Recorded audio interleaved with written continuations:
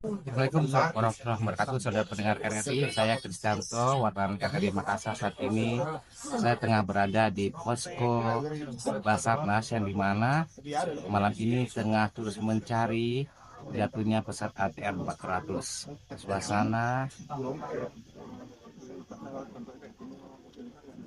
bersama ini saya didampingi Wakil Bupati Maros. Malam, Bang.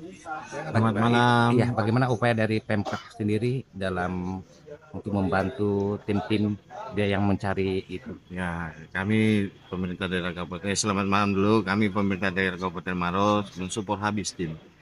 Karena pencarian ini sampai pukul 21.26 beberapa tim yang turun dari puncak Gunung Bulu Sarawang itu belum mendapatkan hasil. Cuma ada beberapa serpian itu diduga tapi belum bisa dipastikan apakah itu serpian dari ATR 400 rute Jogja Makassar atau belum. Teman-teman dari Basarnas belum bisa memastikan.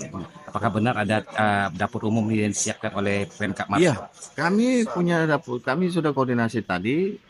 Saya sampaikan sama Ketua Basarnas bahwa akan ada support dari pemerintah daerah, yaitu dapur umum buat tim yang sementara bekerja di lapangan, sementara menuju ke sini, Pak. Jadi insya Allah pada malam hari ini dapur umum dari pemerintah daerah Kabupaten Maros sudah tiba di lokasi.